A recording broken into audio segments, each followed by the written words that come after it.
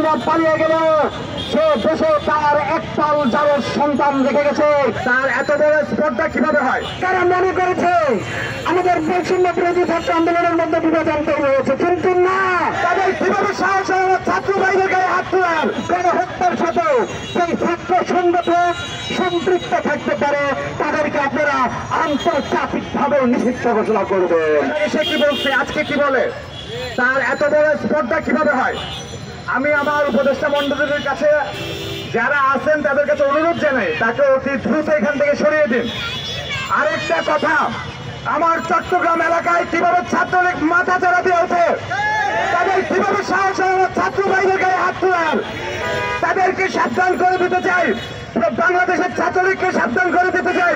তাই তোমরা ভালো আছো, বাসায় থাকো, চুপি সারে থাকো, রাস্তায় আসার পায়তারা করবে না। আর আমি আমার উপদেষ্টা মহোদয়দের কাছে অনুরোধ করি, অতি দ্রুত ছাত্রলীগকে নিষিদ্ধ করার ব্যবস্থা করেন। ছাত্রলীগ নিষিদ্ধ করতে হবে। ছাত্রলীগ সন্ত্রাসী, গুন্ডা, তারা জঙ্গি, এখনো পর্যন্ত আমার ভাইদের গায়ে হাত তুলে জঙ্গি অস্ত্রে হামলা করে, তাদের নিষিদ্ধ চাই চাই চাই। তারা সুস্পষ্টভাবে জঙ্গি কার্যক্রম পরিচালনা করে যাচ্ছে। তারা যেহেতু জঙ্গি কার্যক্রম করছে, তাদেরকে এই দেশে রাজনৈতিকভাবে নিষিদ্ধ সংগঠন হিসাবে ঘোষণা করতে হবে এবং আন্তর্জাতিক মহলের কাছে আমাদের আবেদন থাকবে। আপনারা দেখেছেন কিভাবে জুলাই অভ্যুত্থানে তারা গণহত্যার সাথে সরাসরি সম্পৃক্ত ছিল। সুতরাং গণহত্যার সাথে সেই ছাত্র সংগঠন সম্পৃক্ত থাকতে পারে, তাদেরকে আপনারা আন্তর্জাতিকভাবে নিষিদ্ধ ঘোষণা করবেন। ছাত্রলীগকে যদি এই ভারতে বসে খুনি হাসিনা দেশের মধ্যে অরাজকতা সৃষ্টির চেষ্টা করে, তাহলে কিন্তু ভারতের সাথে আমাদের যতগুলো আসলে চুক্তি হয়েছে সমস্ত চুক্তিগুলোকে আমরা বাতিল করতে বাধ্য হবে। এবং ছাত্রলীগকে এই বাংলার শিক্ষার্থী সমাজ বহু আগেই লাল কার্ড প্রদর্শন করেছে এবং নিষিদ্ধ করেছে। এবার ছাত্রলীগ যেহেতু জঙ্গি স্টাইলে আবার শান্তিপ্রিয় শিক্ষার্থী ভাই বোনের উপর হামলা করেছে, তাদেরকে রাষ্ট্রীয়ভাবে নিষিদ্ধ করতে হবে এবং মুক্তিবাদের যত পেশকরা বাংলাদেশের রাষ্ট্রীয় প্রতিষ্ঠানে বসে আমার দেশের বিরুদ্ধে, আমার সার্বভৌমত্বের বিরুদ্ধে ষড়যন্ত্রে লিপ্ত হয়েছে, তাদেরকে তাদের পদ থেকে অতি দ্রুত অপসারণ করতে হবে। আমরা এই বিগত 2.5 মাস চুপ করেছিলাম, তার ফলস্বরূপ আমরা দেখতে পাচ্ছি এখনো বিভিন্ন জায়গায় আমাদের ভাই বোনদের উপরে এই অসভ্য স্বৈরাচার ছাত্রলীগ হামলা করছে, তাদের উপরে আঘাত করছে। তাই আমরা চাই এই ছাত্রলীগের রক্তচোষা ছাত্রলীগের নিষিদ্ধকরণ করা হোক। এক দফা ঘোষণা করেছিলাম, আমরা খুনি ফ্যাসিস্ট শেখ হাসিনার পদত্যাগ চেয়েছিলাম, আমরা ফ্যাসিবাদী কাঠামোর বিরোধ চেয়েছিলাম, নতুন রাজনৈতিক বন্দোবস্ত চেয়েছিলাম। কিন্তু দুঃখের ব্যাপার, 5 তারিখ খুনি ফ্যাসিস্ট শেখ হাসিনা পালিয়ে গেলে আমাদের দেশের ছাত্র জনতা তারা বিজয়ের আনন্দে তাদের কর্তব্য, আমরা আমাদের কর্তব্য ভুলে গেছি। দুঃখের ব্যাপার, আমরা ভুলে গেছি শেখ হাসিনা পালিয়ে গেল, সে দেশে তার একটাল জালের সন্তান রেখে গেছে।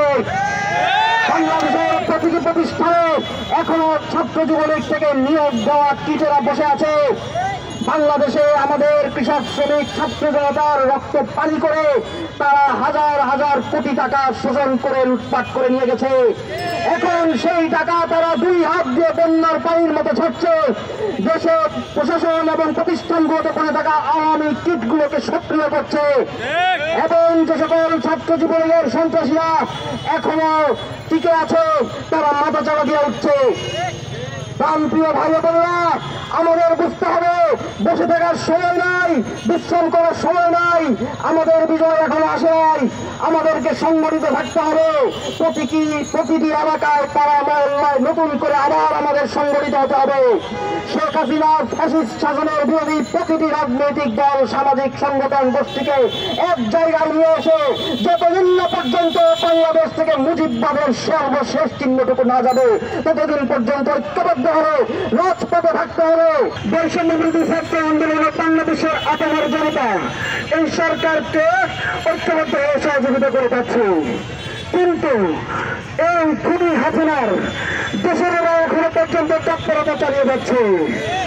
আপনারা দেখেছেন আজকে চট্টগ্রাম বিশ্ববিদ্যালয়ে তারা আমাদের উপর হামলা চালিয়েছে। আমরা তারা মনে করেছে আমাদের বৈষম্য বিরোধী ছাত্র আন্দোলনের মধ্যে বিভাজন তৈরি হয়েছে, কিন্তু না, আমরা আজকে চট্টগ্রাম বিশ্ববিদ্যালয়ের জন্য স্বাদ পাঠিয়ে দিয়েছে। আমরা স্পষ্ট অবস্থায় হুঁচিয়ার করছে, কেউ যদি আমাদের এই স্বাধীনতাকে খর্ব করার চেষ্টা করে তাদের আমরা কালো হাত ভেঙে দেবো।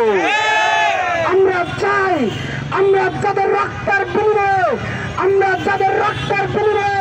আমরা আমাদের ভাই মা বাবার রক্তের বিনিময়ে এই বাংলাদেশের দ্বিতীয় স্বাধীনতা অর্জন করেছে। আমরা এই স্বাধীনতা সমুন্নত রাখার জন্য ঐক্যবদ্ধ কাজ করতে হবে এবং আমাদেরকে জাতীয় ঐক্য গড়ে তুলতে হবে। আপনাদেরকে চার জায়গা থেকে আওয়াজ তুলতে হবে। খুনি হাসিনার দোসরেরা যেন কোনোভাবেই আমাদের এই স্বাধীনতাকে নস্যাৎ করতে না পারে। তবে যদি তারা আমাদের এই স্বাধীনতাকে নস্যাৎ করার জন্য তৎপরতা চালায়, আমরা তাদের সেই ষড়যন্ত্র ঐক্যবদ্ধ হয়ে রুখে দেব। সংবাদ, ফিচার ও অনুষ্ঠানের জন্য ভিজিট করুন সংবাদ প্রকাশের ওয়েবসাইট এবং যুক্ত থাকুন ফেসবুক পেজ ও ইউটিউব চ্যানেলের সঙ্গে।